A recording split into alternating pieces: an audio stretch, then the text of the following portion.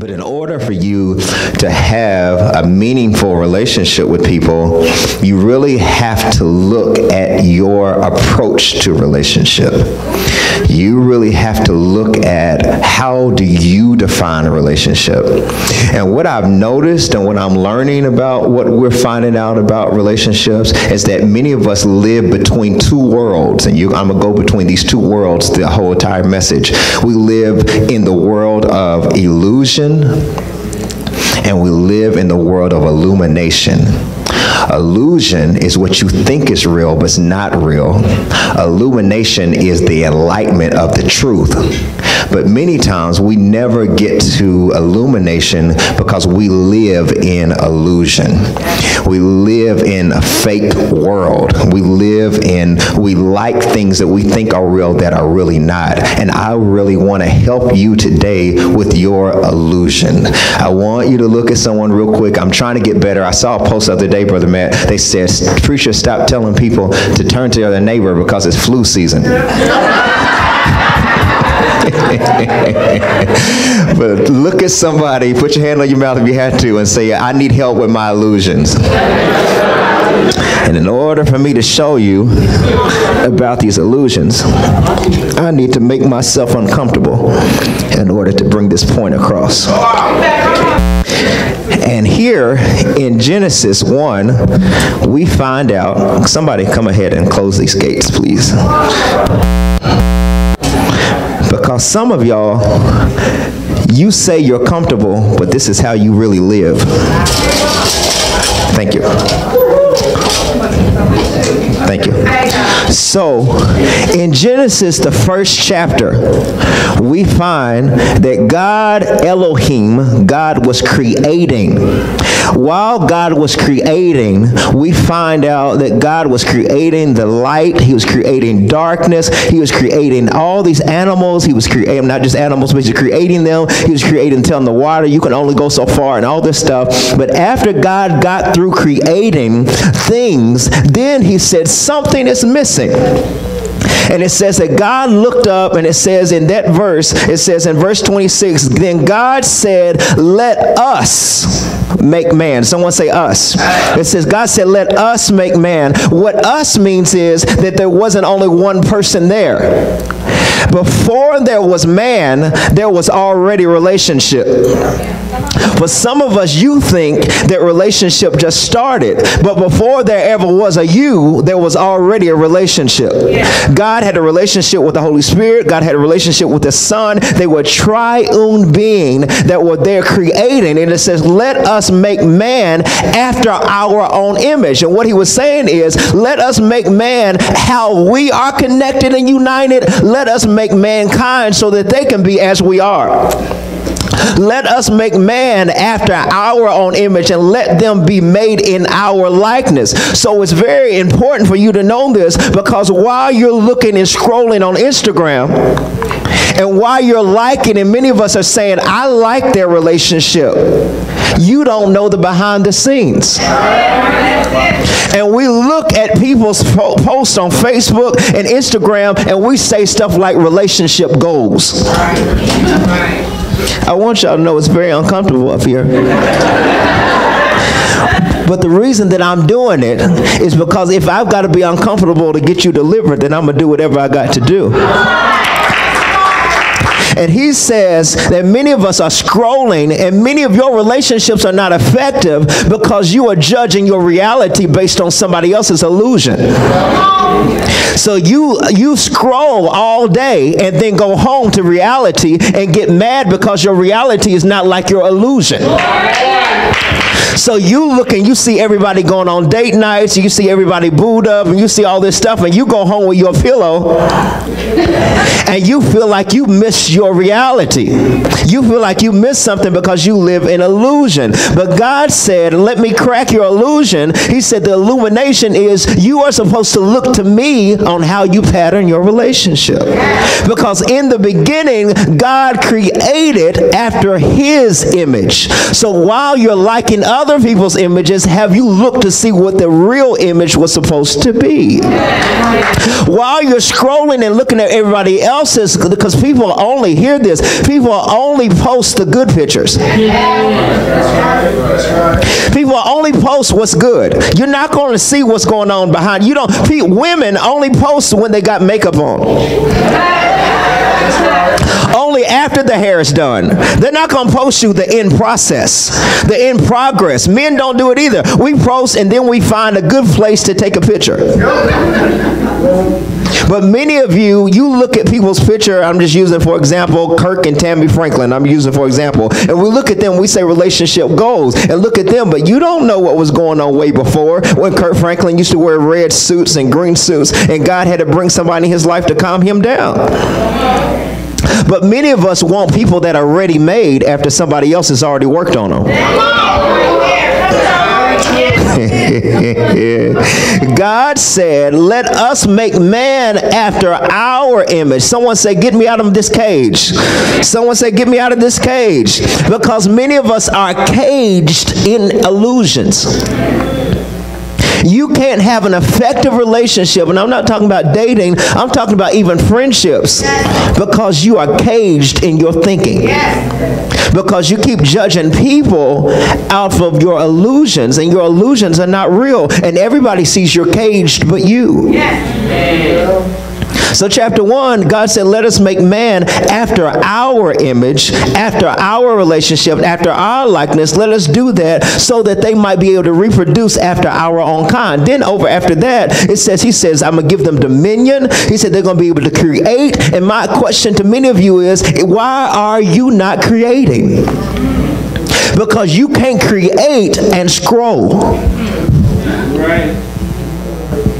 While you're supposed to be working and creating and dominating, we're sitting here liking and looking at everybody else's statuses and everybody else's videos. And while God created you in his image, why did he create you in his image? He said, I want them to be able to create like me.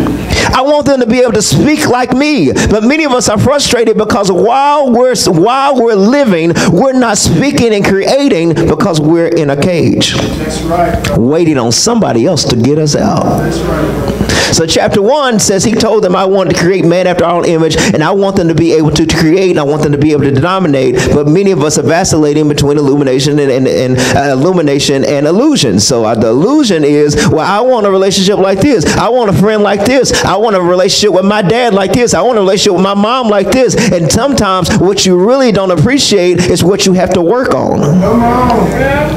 Because relationships are not Instagram posts. That's right. Yes, sir. Relationships are work. Someone say work. It is real work to be able to do this. So chapter 1, he talks about how I want you to be able to be created after my image. Then after in chapter 2, it says that, here's the illusion. Chapter 2 goes like this. After that, it says that they were in the garden. God created them. He gave them all these types of things. He said, hey, I want you to name all the animals. I want you to name all the fish. He named them. But here it is. Here's the illusion. This is where some of you are at. You say, I don't need anybody. I don't need relationships. Just tell somebody this. We shouted earlier. You might not shout anymore. Tell somebody that. Y'all looking at me. Tell them. You might not shout no more. Because you can't shout and be caged.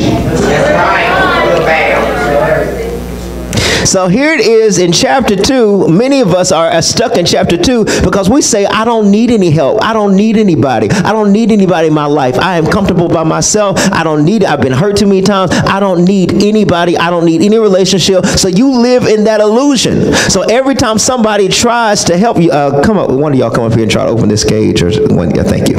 Every time somebody sees where you are and they try to open up, you say, I don't need help. I could have got out of here myself. Close it up, close it up, close it back real quick. Close it back. Because we say, I don't need any help. Put it all the way down. Now,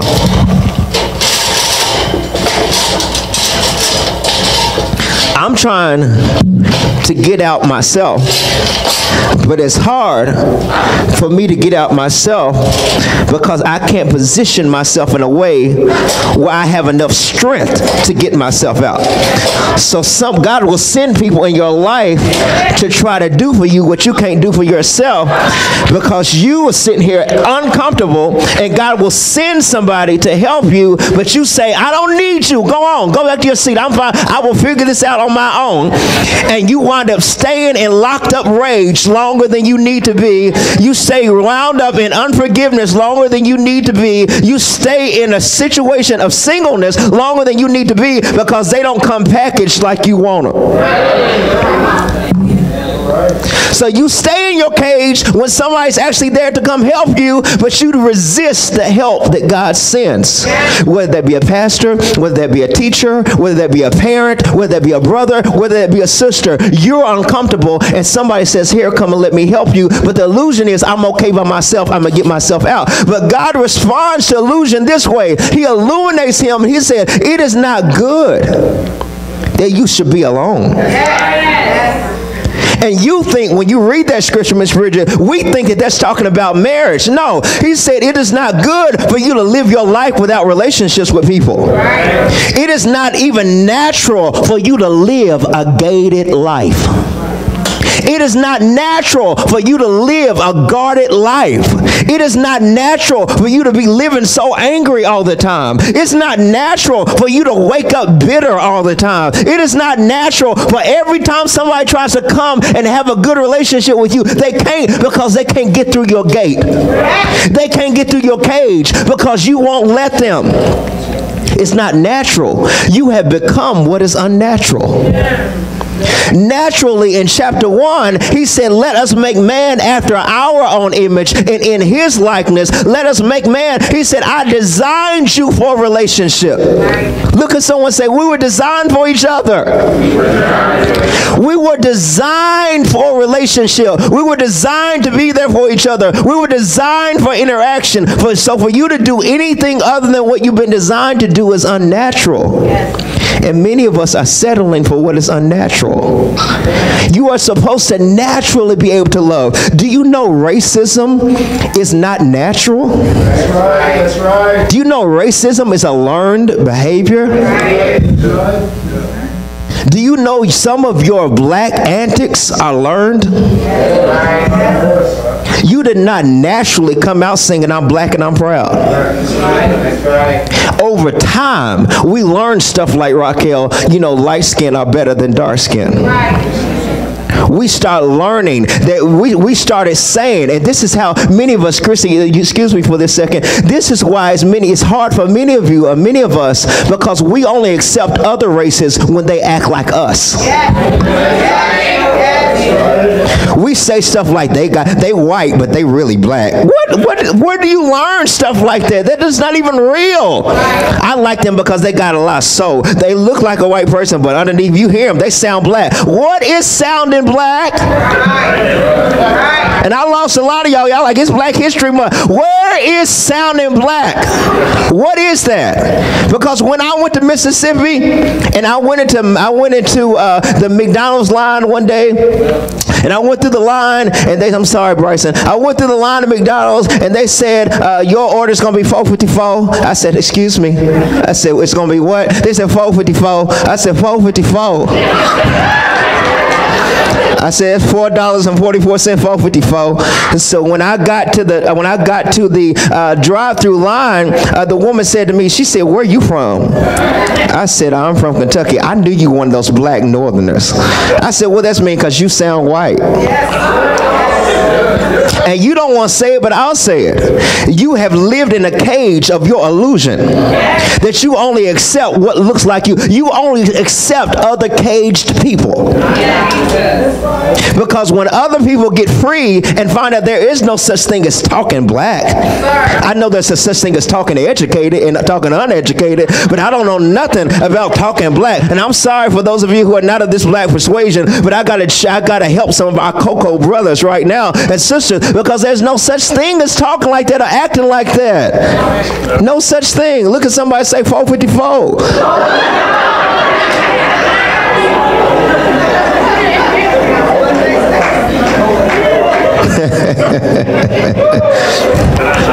But we were designed for a relationship. This is not a hype message. This is one of those to really help us think as we move forward. We were designed for a relationship. He said it is not good that you be alone. It is not good that you keep resisting people that can help you. It is not good that you be alone.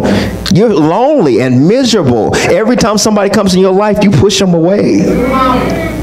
Every time somebody authentically comes to help you, you push them away, and they're saying, I'm just trying to get you out of your cage. I'm just trying to get you out of what you're settling for. It's not good for you to be by yourself.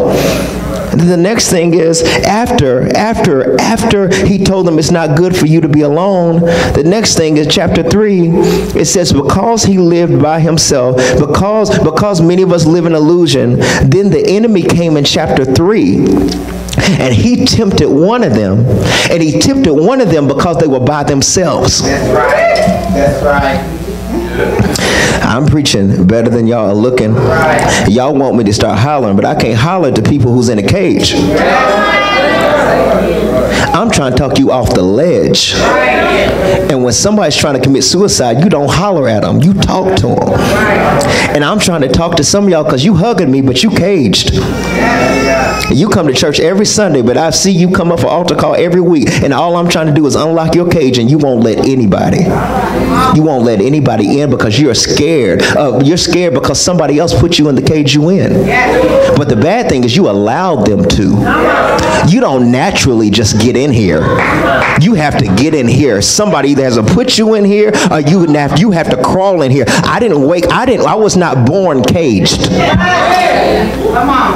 I was not molested when I was 6 months old. It's something that happens over time.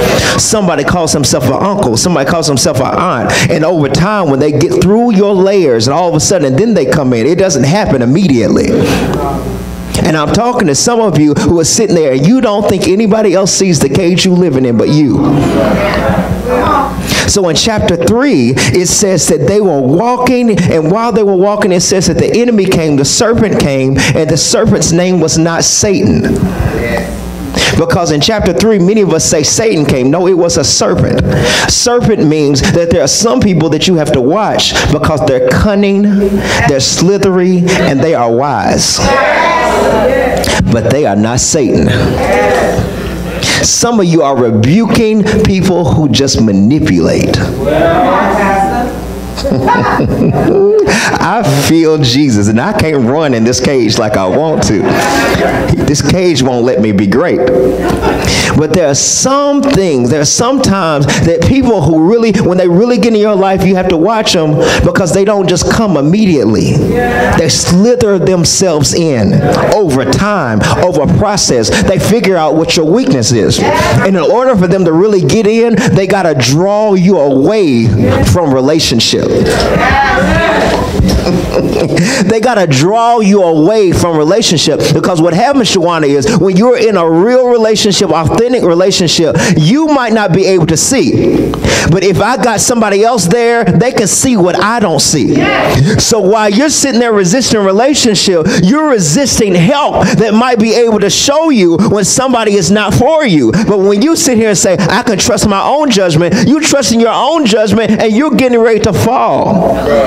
So Eve got away from relationship with Adam. And when Eve got away, it says that the devil came, well, Satan, the serpent came. Sometimes I want to rebuke people and call them the devil, and I know they ain't. So here it is that the serpent drew them away, and he said, why are you not partaking of that? Why are you not eating of that tree? And she said, well, he said we should never touch it. He never said that. The word didn't say that. Because what happens is the enemy will always test you to see if you know what you know. Yeah, right. Yes. That's why I had to bring it down, because a lot of times, many times, people shout and you don't know why you're shouting. Yes. When we had intercessory prayer a few minutes ago, many people, instead of praying, were looking around. Oh, I know y'all gonna get quiet. I can only preach this because I'm the pastor and I know y'all. So when somebody does something that makes you uncomfortable, you look around. Yes. Because your thinking is caged. My Lord. If it doesn't look like what you've seen before, then you think it has to be wrong. That is where denominational cages come from. Because if it doesn't look like our cage, then it's got to be wrong. Y'all want to come back to this church next Sunday too?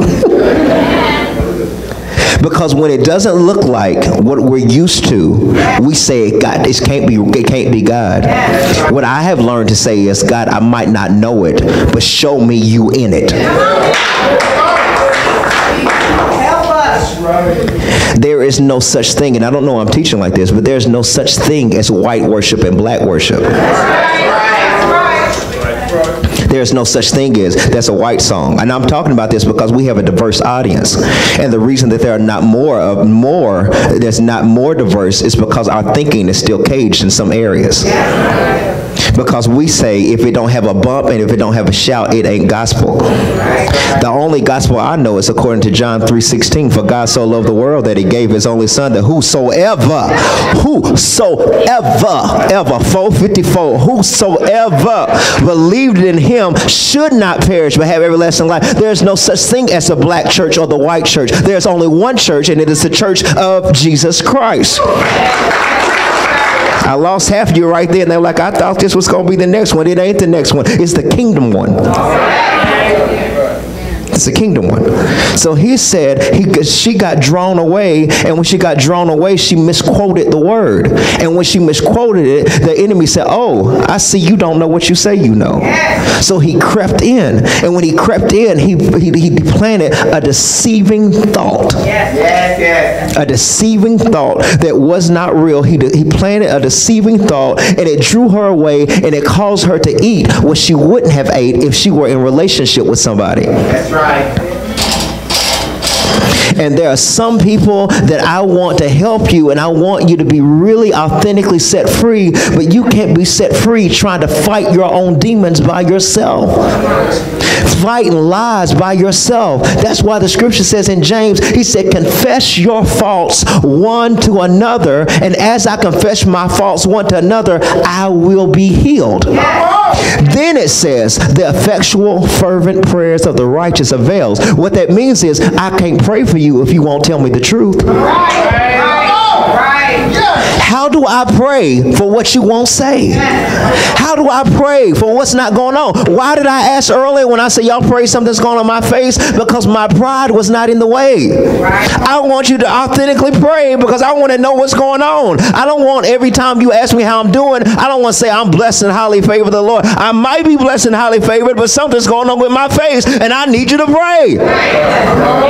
Tell the truth. Look at somebody said, tell the truth. I'm laid off and I need money. I got here and I have no gas money. I'm hungry. Can somebody take me out to eat? Tell the truth. That don't make you desperate. It makes you truthful. Stop shouting on lies. Shouting but broke. Shouting but angry. Shouting but bitter. And people are trying to embrace you and help you, but you won't tell the truth. So he said to them in chapter 3, and I'm almost through, Quan, believe it or not, because the Lord said, don't take long, just tell them. And then just drop the mic and walk off.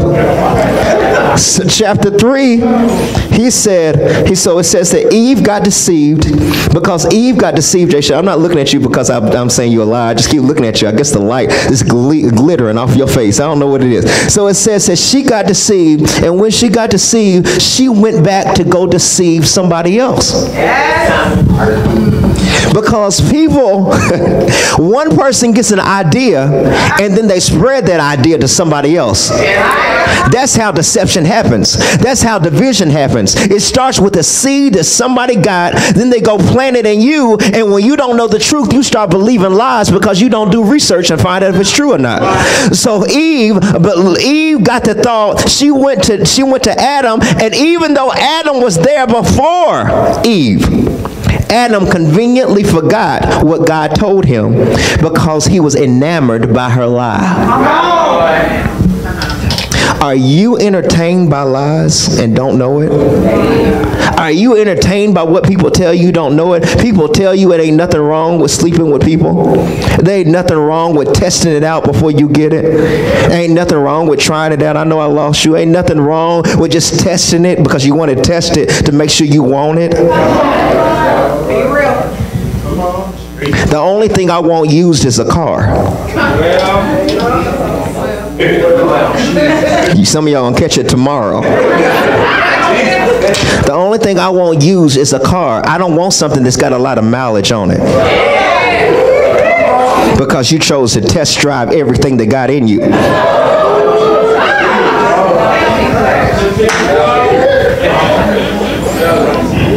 So then when you get somebody, you want to wear white. You don't need white, you need orange.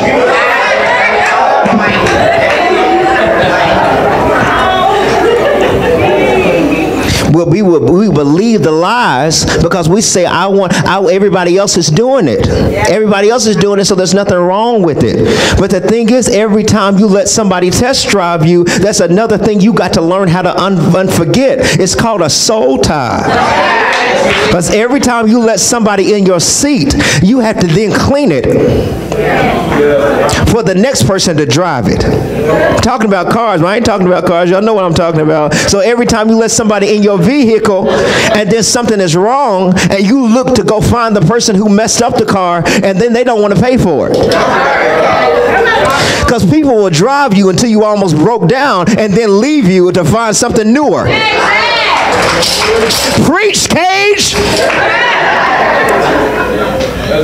They will drive you until you almost broke down. And then when you can't drive no more, they'll go back to the lot to find something else. And leave you broke down on the side of the road with no AAA. Somebody say, help me with my cage. Help me with my cage. So she went back to Adam, and she got to Adam, and she said, he said, and they wound up eating what they weren't supposed to eat, and it was not an apple, they just ate a fruit. We don't know what the fruit is, but they ate it, and they got drawn away. And it says, and then as soon as they got drawn away, they found out that they were naked and didn't know they were naked. They didn't even know that they were naked because they wound up tasting something they weren't supposed to taste and finding out something they weren't supposed to know. It is not that God didn't know it, but they weren't supposed to know it. Because once they found out something about themselves they weren't supposed to know, then they felt ashamed. When they got ashamed, it says they got in a cage. Someone said, no, they didn't. Yes, they did. It says they made a cage for themselves of fig leaves. And they hid themselves in the cage. And God came looking for them. He said, where are you? They sitting in the cage. He said, who brought you a cage? Because the last illusion that you have is that many of us feel like we can't have relationships with people unless we're perfect. Unless we're perfect, we don't feel like we can have a relationship with people, so you hide your flaws because you don't want people to see the real, authentic you. So we develop cages hiding our flaws, hiding ourselves. We are real churched, but we don't tell people what's really going on with us. So when you date somebody, please don't get engaged after the first date because you need more time to find the flaw. Because the real question, the real thing is that all of us are crazy. We just need time to find out what type of crazy you are. Look at somebody and say, you didn't know I was crazy? If you from the urban, say, I got a little cray-cray. I got a little cray-cray in me.